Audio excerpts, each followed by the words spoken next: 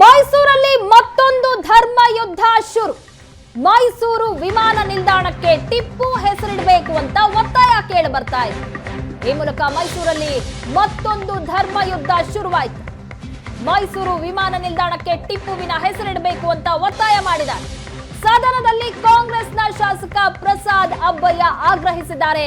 ಮೈಸೂರು ವಿಮಾನ ನಿಲ್ದಾಣಕ್ಕೆ ಟಿಪ್ಪುವಿನ ಹೆಸರಿಡಬೇಕು ಅಂತ. ಮೈಸೂರು ವಿಮಾನ ನಿಲ್ದಾಣಕ್ಕೆ ಟಿಪ್ಪು ಹೆಸರಿಡುವುದಕ್ಕೆ ಸದನದಲ್ಲಿ ಆಗ್ರಹ ಮಾಡಿದ್ದಾರೆ. ಪ್ರತಿಪಕ್ಷದ ಶಾಸಕರಿಂದ ಟಿಪ್ಪು ಹೆಸರನ್ನ ಇಡೋದಕ್ಕೆ ವಿರೋಧ ವ್ಯಕ್ತವಾಗಿದೆ. ಮೈಸೂರಿಗೆ ಟಿಪ್ಪು ಹೆಸರಿಡಬೇಕೆಂದು ಶಾಸಕ ಅಬ್ಬಯ್ಯ ಒತ್ತಾಯ ಮಾಡಿದರೆ ಪ್ರತಿಪಕ್ಷಗಳು ಇದಕ್ಕೆ ವಿರೋಧವನ್ನ ವ್ಯಕ್ತಪಡಿಸಿದ್ದಾರೆ. ಶಾಸಕ ಪ್ರಸಾದ್ ಅಬ್ಬಯ್ಯ ಮಾತಿಗೆ ಧ್ವನಿಗೂಡಿಸಿದ್ದಾರೆ ರಂಗನಾಥ್.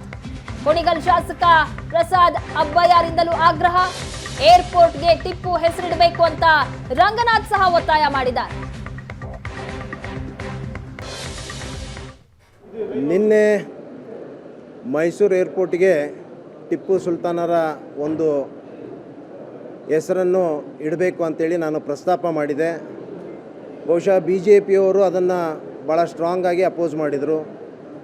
ಅದು ನಾವು ಗೊತ್ತೇ ಇತ್ತು ನಮಗೆ. ಯಾವತ್ತೂ ಕೂಡ ಅವರು ಮುಸಲ್ಮಾನರ ಯಾವೇ ಒಬ್ಬರು ರಾಷ್ಟ್ರ ಪ್ರೇಮಿಗಳಿದ್ದರೂ ಕೂಡ ಅವರ ಅಗೇನೆಸ್ಟ್ ಅವರು ಈ ರೀತಿ ಅದನ್ನು ಮುಂಚೆಯಿಂದಲೂ ಕೂಡ ಅವರ ಅಗೇನೆಸ್ಟು ಎಲ್ಲ ರೀತಿ ಮಾಡುವಂಥದ್ದು ನಾವು ನೋಡ್ತಾ ಬಂದಿದ್ವಿ. ಬಹುಶಃ ಒಬ್ಬ ಟಿಪ್ಪು ಅನ್ನುವಂಥವ್ರು ಒಬ್ಬ ರಾಷ್ಟ್ರಪ್ರೇಮಿ, ಮೊದಲ ಸ್ವಾತಂತ್ರ್ಯ ಹೋರಾಟಗಾರರು.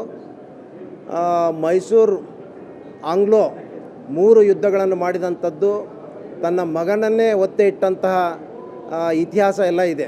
ಆದರೆ BJPಯವರು ಇತಿಹಾಸವನ್ನು ತಿರುಚುವಂಥ ಕೆಲಸ ಯಾವತ್ತೂ ಕೂಡ ಮಾಡ್ತಾರೆ. ಯಾರು ಬ್ರಿಟಿಷರಿಗೆ ಸರೆಂಡರ್ ಆಗಿದ್ದರು, ಯಾರು ಬ್ರಿಟಿಷರಿಂದ ಪೆನ್ಷನ್ ಪಡಿತಿದ್ರು ಅಂಥವ್ರನ್ನ ರಾಷ್ಟ್ರಪ್ರೇಮಿಗಳಂತ ಬಿಂಬಿಸುವಂಥ ಕೆಲಸ ಇವು ಹಿಂದಿನಿಂದ ಈ BJPಯವರು ಮಾಡಿದ್ದಾರೆ. ಅವ್ರಿಗೆ ಬೇರೆ ಅಜೆಂಡನೇ ಇಲ್ಲ. ಹಿಂದೂ ಮುಸ್ಲಿಂ ಕ್ರೈಸ್ತ ಅನ್ನುವಂಥದ್ದು ಬಿಟ್ಟರೆ ಬೇರೆ ಅಜೆಂಡನೇ ಇಲ್ಲ. ಯಾವುದೂ ಕೂಡ ಡೆವಲಪ್ಮೆಂಟ್ ಬಗ್ಗೆ ಮಾತಾಡೋದಿಲ್ಲ. ಏನು ಇತಿಹಾಸ ಇದೆ, ವಾಸ್ತವಾಂಶ ಇದೆ, ಅದನ್ನು ಒಪ್ಕೊಳ್ಳುವಂಥದ್ದಿಲ್ಲ.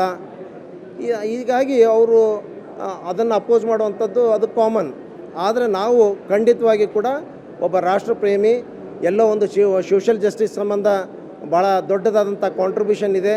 ಅವ್ರದ್ದೇ ಆದಂಥದ್ದು ಆ ಭಾಗದಲ್ಲಿ, ಮೈಸೂರು ಭಾಗದಲ್ಲಿ ಸಾಂಬಾರು ಪದಾರ್ಥನ ಎಕ್ಸ್ಪೋರ್ಟ್ ಮಾಡುವಂಥದ್ದಾಗಲಿ, ರೇಷ್ಮೆ ಒಂದು ಬಿಸ್ನೆಸ್ಸನ್ನು ಬೆಳೆಸುವಂಥದ್ದಾಗಲಿ, ಅಗ್ರಿಕಲ್ಚರ್ ಬಿಸ್ನೆಸ್ಸನ್ನು ಬೆಳೆಸುವಂಥದ್ದಾಗಲಿ ಭಾಳ ದೊಡ್ಡದಾದಂಥ ಕೊಡುಗೆ ಇದೆ ಇವತ್ತು. ಆ ನಿಟ್ಟಿನಲ್ಲಿ ಖಂಡಿತವಾಗಿ ಕೂಡ ನಾವು ಅವರ ಹೆಸರು ಭಾಳ ಸೂಕ್ತ ಅಂತೇಳಿ ಪ್ರಪೋಸ್ ಮಾಡಿದ್ದೀವಿ. ಅದನ್ನು ನಾವು ಕೂಡ ಮುಂದೆ ಮುಖ್ಯಮಂತ್ರಿಗಳ ಜೊತೆ ಕೂಡ ಮಾತಾಡ್ತೀವಿ, ಪ್ರಸ್ತಾಪ ಮಾಡ್ತೀವಿ.